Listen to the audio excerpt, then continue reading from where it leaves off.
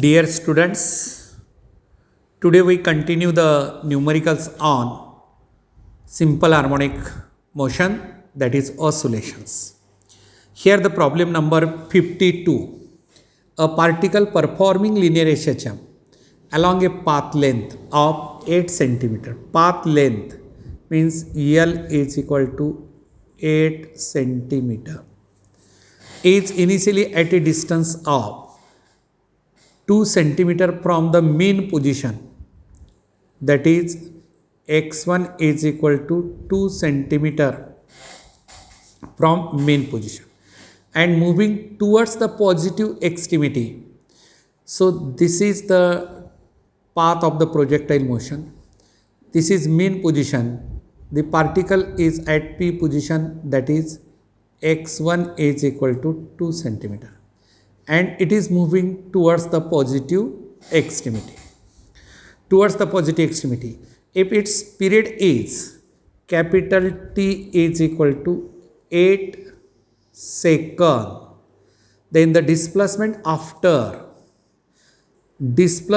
x after small t is equal to 0.6667 second, that is equal to 2 by 3 second. 0.667 it can be written as 2 by 3 second. Okay.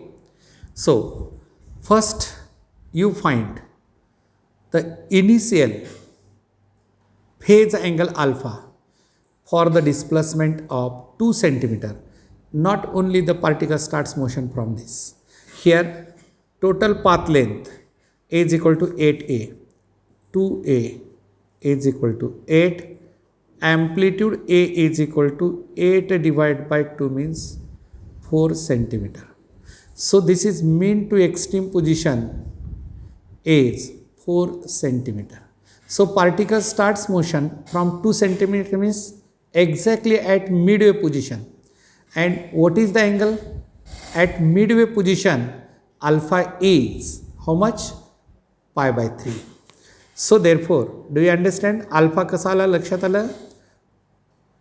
Pi by 6, that is equal to 30 degree. 180 divided by 6 means 30 degree.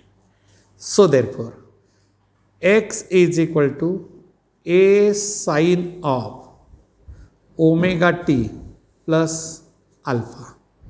What is the amplitude? 4 centimeter. Into sine of omega 2 pi by capital T into small t plus pi by 6, and that is equal to 4 sine of 4 into sine of 2 pi by capital T period 8 second into small t 2 by 3 plus pi by 6. Okay, this 2 pi by 6 plus pi by 2, that is 4 sine of pi by 6, 3 into t 2 6, and therefore pi by 6 plus pi by 6 means 30 plus 30 60. 60 means pi by 3, and this is equal to 4 sine of 60 sine 60 root 3 by 2, and this is equal to here 2 into 1.732 root 3 ची किंमत किती येते बेटा? That is 1.732, and this is equal to 4 6 14 ला 4 हातचा 1 3.46 centimeter. That is the answer. Here 3.46 centimeter. पहा लक्षात ठेवा, परत एक वेळेस मी सांगतो एक्सप्लेन. पार्टिकलनं मेन पोझिशनपासून मोशन स्टार्ट केलेलं नाही, 2 सेंटीमीटरपासून, आणि ही पाथ लेंथ दिलेली आहे तुम्हाला. टोटल म्हणजे कुठून कुठपर्यंतची पाथ लेंथ असते? या निगेटिव्ह एक्स्ट्रीमीपासून पॉझिटिव्ह एक्स्ट्रीमीपर्यंतची, म्हणजे ट्वाईस अम्प्लिट्यूड, इथून इथपर्यंत ए, इथून इथपर्यंत ए, म्हणजे 2a बरोबर किती दिलेलं आहे तुम्हाला 8, तर ए बरोबर किती आलं 4. मग आता आपल्याला हा एक्झॅक्टली मिडवेला आहे. मिडवेला म्हणजे तुम्हाला ऑलरेडी मी सांगितलं होतं, इथून इथपर्यंत किती अँगल असतो, हा अँगल असतो 30 डिग्री आणि इथून इथपर्यंतचा अँगल असतो 60 डिग्री. अलग लक्षात पहा, म्हणजे 30 म्हणजेच किती घेतला आपण त्याला π/6, म्हणजे हा अँगल जो दिला तुम्हाला π/6 plus π/6 that is equal to π/3 and this is 3.464 centimeter is the displacement. So this is the typical problem many times asked in the previous exam, so that you must remember this numerical. Then problem number 53. Next problem, read this problem carefully. The amplitude of a particle performing simple harmonic oscillation is, how much that is? Amplitude A is equal to 13 centimeter. If it is at a distance of 12 centimeter, if it is at a distance of 12 centimeter means x, mean position, its velocity is, velocity v is equal to 50 centimeter per second. Then frequency of oscillation is, that is n is to be calculated. So that is velocity. Velocity is equal to, what is amplitude is given, velocity instantaneous v is equal to omega root of a square minus x square. Velocity is equal to 50 is equal to omega root of a square, amplitude 13,169 minus 13 चा square 169 minus 12 चा 144 आणि 50 is equal to omega रूटमध्ये किती येईल 25 and that is 50 is equal to omega into 5. Square root of 25 is 5 and so therefore here 50 divided by 5 is equal to omega, that is 10. Omega is equal to 10, 2 pi n is equal to 10 and n is equal to 10 divided by 2 pi, that is equal to 5 upon pi hertz. 5 upon pi hertz, that is the result of this problem is, that is 5 divided by pi hertz. Okay, now we learn the next problem. पाहिजे आता next problem हे सर्व एक्झाममध्ये विचारलेले आणि typical problems आहेत. यामध्ये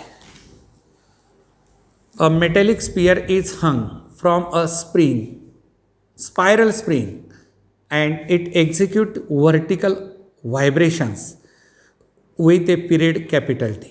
The ball is now completely immersed into a non-viscous liquid whose density is, the density of liquid rho EL 1 upon 20th that of the material rho EM sphere. Then the time period of the vibrations of this sphere, time period of vibrations of this sphere immerse in liquid. म्हणजे आपल्याला काय काढायचं आहे याच्यामध्ये, time period काढायचा आहे आणि त्या पेंडुलमला कुठं ऑसोलेट केलेलं आहे आपण, that pendulum is to be oscillate completely in a liquid. तर तो पेंडुलम जो ऑसोलेट करत आहे आपण तो कुठं लिक्विडमध्ये ऑसोलेट केलेला आहे, तर त्या पेंडुलमचा टाईम पिरियड आपल्याला वर्कआउट करायचा आहे. काय बेटा फॉर्म्युला इथं सांगावर मला, t liquid upon T is equal to 1 upon root of rho minus rho L upon rho m. 1 minus rho L upon rho em. So that is equal to 1 divided by 1 minus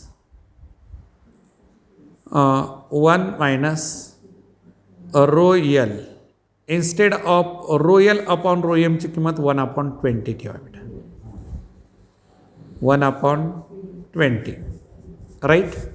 And T liquid divided by T is equal to 1 divided by 20 minus 1 divided by 20 is equal to 1 upon root of 19 upon 20 is equal to root of 20 divided by 19, and therefore T liquid is equal to root of 20 upon 19 into T. हे लक्षात आलं का? याला basic formula पहिल्यांदा लक्षात आलं पाहिजे. Density of the when the pendulum is oscillating in a liquid, obviously its time period काय होतो? वाढतो, आणि एअरमध्ये असेल तर तो कमी होतो. हा काय दोन्हीचा तुलना कंपॅरिझन केलात तर T liquid upon T air is equal to 1 upon रूटमध्ये 1 minus rho L divide by rho M. आता इथं बेटा रो एल अपॉन रो एमची किंमत 1 अपॉन 20 दिलेली आहे, तर 1 divided by root of 1 minus 1 upon 20 and that is T L upon T is equal to 1 upon root of 20 minus 1. L C M काढलं मी इथं आणि एल सी एम 20 घेतलं. 20 minus 1 divide by 20 that is equal to 1 upon root of 19 divide by 20 and that is equal to 20 divided by 19, and therefore T liquid is equal to root of 20 divided by 19 into T. So this typical numerical you may ask, and therefore here the equation of a body performing linearization. Next problem आहे पहा. हा problem आपण 54 complete केलेला आहे. आता पुढचा problem, प्रत्येक problem या ठिकाणचे टिपिकल आहेत, तर प्रत्येक प्रॉब्लेम टिपिकल जरी असतील तर या प्रॉब्लेमकडे कॉन्सन्ट्रेट ठेवून तुम्ही कॉल करत चला. The equation of a body performing linear S H M is काय दिलेलं आहे? X is equal to 0.3 sine of 20 pi T एक इक्वेशन दिलं आहे, प्लस साइन ऑफ हे 0.4 sign of 20 pi T plus pi by 2 आल्या लक्षामध्ये. Where x and t are in meter and second respectively. If the body of mass 2 kg, then the total energy of the body at any instant will be. तर total energy आपल्याला काढायचं आहे. इथं sine आहे आणि इथंही sine आहे, पण दोन्हीमधला डिफरन्स पाय बाय 2 असेल तर फेज डिफरन्स किती येतो? Pi by 2. तर दोन मोशनचं कंबाईन केलं तर ॲम्प्लिट्यूड बरोबर आहे A1 square plus A2 square रूटमध्ये बेटा. A1 किती दिलेलं तुम्हाला सांगा बरं मला? 0.3चा स्क्वेअर प्लस 0.4चा स्क्वेअर, आणि याला जर आपण केलं कॅल्क्युलेशन 0.3चा 0.09 plus 0.16 is equal to 0.25 is equal to 0.5. 0.5चा स्क्वेअर किती येईल? 0.25 येतो. तर हे झालं ॲम्प्लिट्यूड, रिझल्टंट मोशनचं ॲम्प्लिट्यूड. तर टोटल एनर्जीचा काय formula? Total energy is equal to 1/2. हे कॉम्पोजिट एस एच एमचं इक्वेशन आहे, हे लक्षात ठेवा. 1/2 m ओमेगा स्क्वेअर आणि इथं आता तुम्हाला आर स्क्वेअर ए स्क्वेअरच्या ठिकाणी 1/2 एम किती मास 2 kg दिलेले आहे. ओमेगा 4 इथं दिलेलं आहे ओमेगा 20 स्मॉल टीचा कोइफिशियंट 20 पाय ओमेगा स्क्वेअर याचा स्क्वेअर इंटू काय आलं आर 0.5चा स्क्वेअर. चला बेटा किती आलं रे हे 2 कॅन्सल 420चा पाय स्क्वेअर इंटू 0.25. आता कॅन्सल काय होतं हे पॉईंट हे 2 झिरो 25 चौक 100 म्हणजेच 100 पाय स्क्वेअर. आता पाय स्क्वेअरची किंमत किती येते माहीत आहे तुम्हाला पाय स्क्वेअरची 9.87 and that is equal to 987 joule is the result of this numerical. किती झालं 987 is the result of this numerical. लक्षात आलं का बेटा थोडासा वेगळ्या टाईपचा प्रॉब्लेम आहे. परत एक वेळेस मी एक्सप्लेन करतो. x is equal to 0.3 sine 20 pi T plus 0.4 sign 20 pi T plus π/2 हे कॉम्पोजिट एसीचे आणि x आणि t मीटर आणि सेकंडमध्ये. If the body of mass 2 kg then the total energy of the body at any instant will बी.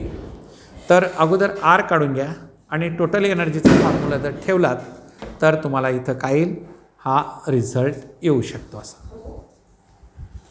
आता problem number 55 झाल्यानंतर पुढचा problem जो असेल तो पाय बेटा अत्यंत छान प्रॉब्लेम आहे. तो बऱ्याचशा वेळेस विचारला गेलासुद्धा आहे आणि तो JEE आणि नीट या दोन्ही एक्झामसाठी अत्यंत महत्त्वाचा आहे. पहा बरं ट्राय करा हा प्रॉब्लेम वाचून घ्या अगोदर तुम्ही.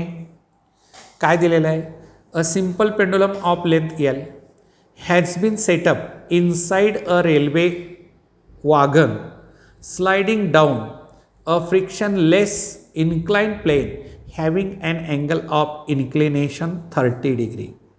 म्हणजे इथं दिलेला आहे थीटा तुम्हाला 30 डिग्री विथ द हॉरिझॉन्टल म्हणजे हॉरिझॉन्टलशी केलेला अँगल आहे. The period of observer ऑब्झर्ड in the wagon is तर कॅपिटल T तुम्हाला इथं काढायचं आहे बेटा. आलं काय प्रॉब्लेममध्ये काय दिलेलं आहे काय काढायचं आहे लक्षात आलं. तर बेसिकली आता ॲक्सलरेशन ड्यू टू ग्रॅव्हिटी कसं असतं डाऊनवर्ड. आता एक कॉम्पोनंट ॲक्सलरेशन ड्यू टू ग्रॅव्हिटीचा आपल्याला घ्यावा लागेल आणि तो म्हणजे काय येतं G1 is equal to G cos theta. कसं आलं सांगा हे G into cos 30. I think cos 30ची किंमत किती असते कॉस 30ची किंमत √3/2 that is √3/2 G is the acceleration due to gravity. म्हणजे काय झालं हे असा इन्क्लाइन हॉरिझॉन्टल आहे ना रेल्वे वॅगन असं एक इमॅजिन करा. असा एक कोच आहे वॅगन आहे त्याच्यामध्ये इन्क्लिनेशन असा असेल आणि पेंडुलम ऑसोलेट होतो असा तर हा व्हर्टिकली कॉम्पोनंट डाऊनवर्ड डायरेक्शनला येतो आणि G कॉस थिटा असतो. मग आता पुढे फॉर्म्युला प्रॉब्लेम तोच आहे T is equal to 2π root of L divide by G cos theta right आणि 2π L/G होतं Gच्या ऐवजी G कॉस थिटा आला आणि L divide by G in bracket root of 3/2 is equal to 2π root of 2L divide by √3 into G. T is equal to 2π T is equal to 2π root of 2L divided by √3 into G. And this is the expression for the period. This is the expression for the period. T is equal to 2π root of 2L divided by √3 into G. So this is the result of this problem. कोणता ऑप्शनमध्ये असेल बेटा पहिलंच ऑप्शनमध्ये तुम्हाला इथं दिलेलं आहे आणि असे एक टिपिकल टाईपचा प्रॉब्लेम. बरेचसे विद्यार्थी G साइन थिटा का G कॉस थिटामध्ये कन्फ्यूज करतात. हॉरिझॉन्टल कॉम्पोनंट आपण नेहमी घेतो व्हर्टिकल कॉम्पोनंट घेत नाही. G साइन थिटा हा व्हर्टिकल कॉम्पोनंट असतो. चला बेटा, आता पुढे प्रॉब्लेम नंबर 57. आता प्रॉब्लेम नंबर 57मध्ये पहा, कॉन्सन्ट्रेट करायला. Two pendulums of length. पहिल्या पेंडुलमची लेंथ किती आहे? 121 centimetre. And L2 is equal to 100 centimetre. Start oscillating about the same mean position at same time. After how many vibrations of the shorter pendulum. आता shorter pendulum म्हणजे time पिरियडला T is equal to 2π, म्हणजे second pendulum जो असेल ज्याची length कमी असेल तर त्याचा टाईम पिरियड काय असतो? कमी होतो, म्हणजे तो शॉर्टर असेल. म्हणजे तुम्हाला इथं N2 काढायचं आहे बेटा. After how many vibrations of the shorter pendulum they will be in the same phase. They will be in the same phase. हां, सांगा मला. N2 by N1 is equal to, हां आठवा formula, T is equal to 2π root of L/G. Time period directly proportional to length आहे, root length. तर frequency inversely proportional, म्हणजे इथं L1/L2 बेटा. काय आलं सांगा बरं? L1ची किंमत किती दिलेली आहे? 121 डिवायडेड बाय 100 सेंटीमीटर कॅन्सल होतात. That is 11 divide by 10. 11 divide by 10 N2/N1. आता इथं एक कंडिशन लक्षात ठेवायचं. पेंडुलम्स आर इन फेजमध्ये असण्यासाठी बेसिक कंडिशन काय? When two pendulums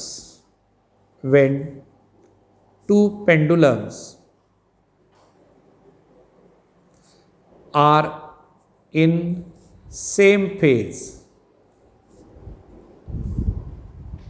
there difference N2 minus N1 is equal to 1. हे लक्षातच ठेवा. इन फेजमध्ये दोन पेंडुलम येत असतील तर त्यांचा फ्रिक्वेन्सी डिफरन्स हा 1 असला पाहिजे. चला बेटा, तर काढा. N2 by N1 minus 1 is equal to 11 divide by 10 minus 1 and that is equal to N2 minus N1 upon N1 is equal to 11 minus 10 divide by 10. N2 minus N1 1. 1 upon N1 is equal to 1/10. म्हणजेच किती आलं? N1 is equal to 10. आपल्याला विचारलं shorter म्हणजे N2 and N2 is equal to N1 plus 1 that is 10 plus 1 is equal to 11. Oscillations, shorter pendulum जे oscillations जे आपल्याला काढायचे आहेत ते शॉर्टर पेंडुलमचे ऑसोलेशन्स आपण इथं वर्कआउट केलेलं आहे and that oscillations becomes 11. Once again here what given in the problems? Two pendulums of length 121 centimetre and 100 centimetre start oscillating about the same mean position at same time. दोन्ही एकाच वेळेस निघालेले oscillate व्हायला असं. After how many vibrations of the shorter pendulum they will be in same phase. आता एक simple example देतो बेटा. एका पेंडुलमचा टाईम पिरियड किती असेल? 2 सेकंद आणि दुसऱ्याचा टाईम पिरियड किती असेल? 3 सेकंद असेल. तर इन फेजमध्ये येण्यासाठी काय लागेल?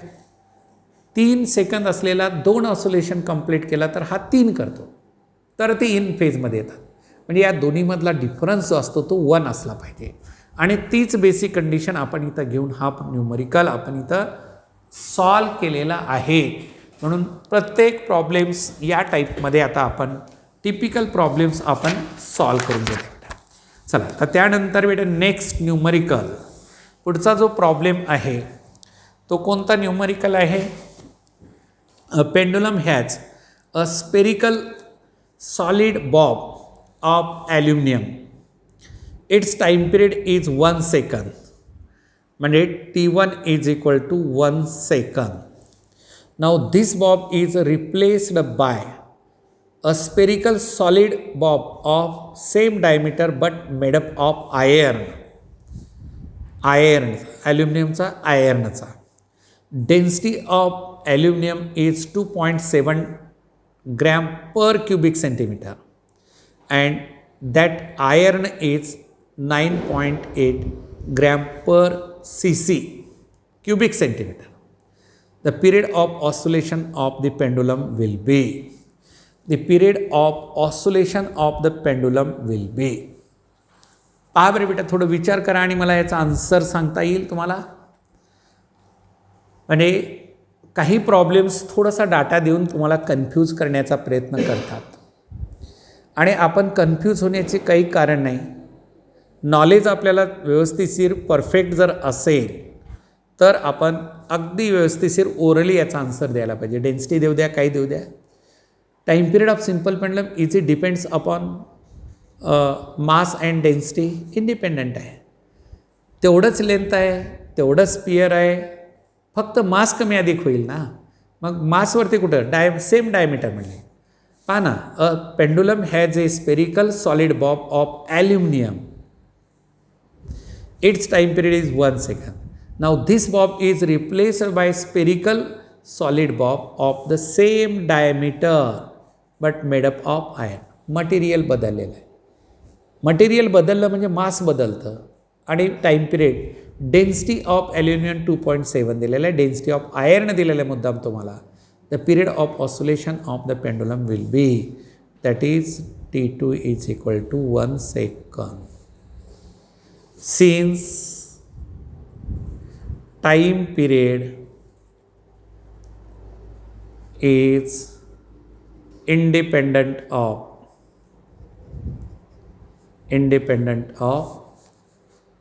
mass and density of the metallic bob. Mass and density of the metallic Bob. आलं का बेटा, हे अत्यंत महत्त्वाचा आणि इम्पॉर्टंट न्यूमरिकल होता. कळलं ना तुम्हाला.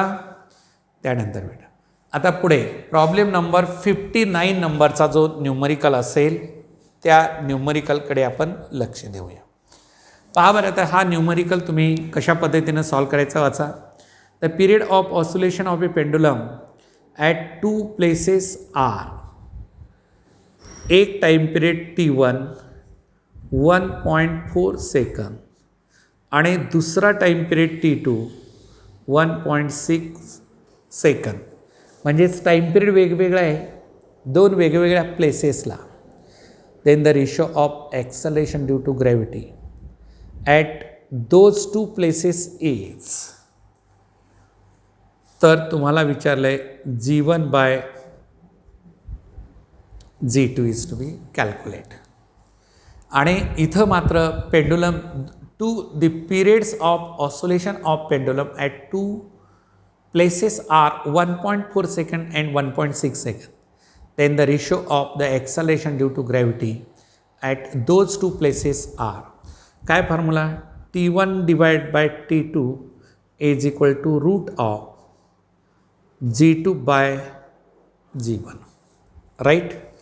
तर पहा, आता T1ची किंमत किती रे 1.4, T2ची किंमत 1.6 is equal to root of G2 by G1. Decimal cancel होऊन जातं बेटा. आता इथं आपल्याला काय येतं, कॅन्सल करा. 7 divide by 8 is equal to root of G2 by G1. Square on both the side. 49 divide by 64 is equal to root square निघून जाईल नाही का आता इथं. तर G2 by G1, G2 by G1. आणि जर तुम्हाला the ratio of the acceleration due to gravity म्हणजे G1 बाय G2 काढायचं असेल तर बेटा इथं येतं रेसिप्रोकल घ्या. म्हणजे किती आलं तो 64 divided by 49. 64 divided by 49, G1 by G2 is equal to 64 upon 49 is the answer of problem number 59. चला बेटा, नेक्स्ट न्यूमरिकल. आता पुढचा न्यूमरिकल जो असेल तो अत्यंत महत्त्वाचा आहे. कोणता 60 नंबरचा न्यूमरिकल पहा. हां, अ स्मॉल ट्रॉली ऑफ मास. या ट्रॉलीचं मास किती दिलं आहे तुम्हाला 2 kg. Resting on a horizontal frictionless turntable is connected by light spring to the center of the table. The relaxed length of the spring is किती L is equal to 35 centimeter. When the turntable is rotated with angular frequency म्हणजे omega 10 radian per second, length of the spring becomes he L1 असेल तर इथं L2 40 centimeter. Then force constant of the spring K is to be determined. K is to be determined. आता आपल्याला इथं काय करायचं आहे, के ची किंमत आपल्याला इथं वर्कआउट करायची आहे, कॅल्क्युलेट करायची आहे. हां, काय असेल, कोणता फॉर्म्युला यूज करायचा आहे, k is equal to m r omega square. हां, आता सेंट्रीफ्युगल फोर्स त्यावरती जे ॲक्ट होणार आहे त्या सेंट्रीफ्युगल फोर्सला आपण म्हणजे सुरुवातीला के ची किंमत force constant k is equal to m r omega square. M r omega square. Mass दिलेला आहे आर. म्हणजे पहा, a small trolley of mass 2 kg resting on a horizontal frictionless turntable is connected by light spring to the centre of the table. The relaxed length of the spring is 35 centimeter. When the turntable is rotated with an angular frequency of 10 radian per second, the length of the spring becomes 40 centimeter. Then the force constant of the spring is. Force constant of the spring is. पहिल्यांदा आपल्याला काय काढावं लागेल, force काढावं लागेल आणि मग फोर्सची किंमत एफ इज इक्वल टू काय, कोणता फोर्स असेल, m r omega square. Restoring force f is equal to k x. K f is equal to m r omega square. M two r 40 into 10⁻². Omega square 100 म्हणजे हे cancel झालं. तर फोर्सची value 80 newton आली. तर f is equal to k x. तर k is equal to f divided by x. 80 divided by सांगा x किती येईल, इलॉंगेशन. एक्स म्हणजे किती, एक्स पहा इथं काढा तुम्ही, x is equal to 40 minus 35 is equal to 5 into 10⁻² metre. तर इथं आलं 5 into 10⁻² and that is equal to here 16 into 10⁻². म्हणजेच 1.6 into 10⁻³ newton per metre is the K, force constant K is equal to 1.6 into 10⁻³ Newton per meter. Now, next numerical. पहा, spring कॉन्स्टंटचा हा numerical आहे. Force constant आपण ज्याला म्हणू, हा 3 springs are connected to mass m as shown in figure. When mass oscillates, what is the effective spring constant and time period of vibration? हां, आता इथं मास के ची किंमत, तर t k is equal to K1 plus K2 plus K3 is equal to K parallel.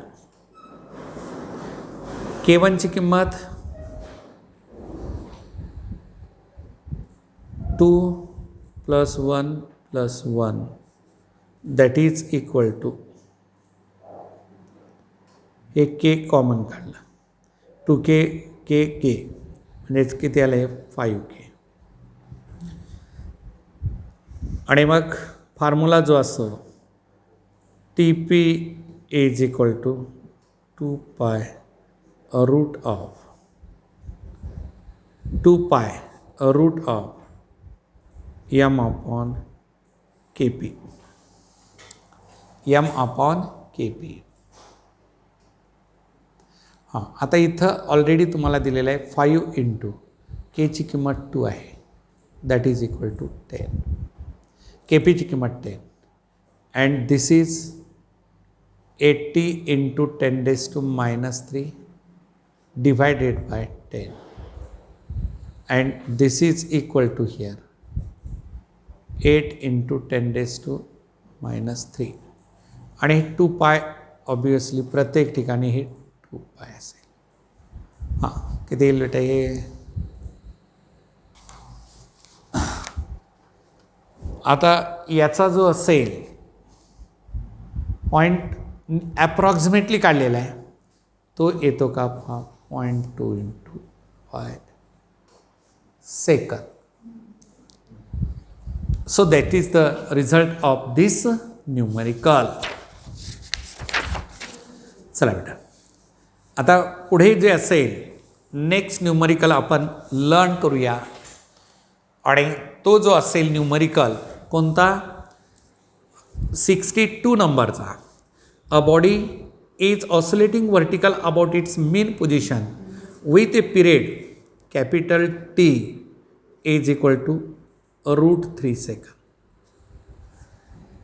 If its maximum and minimum heights above the surface of the ground are, अशा टाईपचं एक solve केलं आहे आपण. मॅक्झिमम आणि मिनिमम हाईटमध्ये h max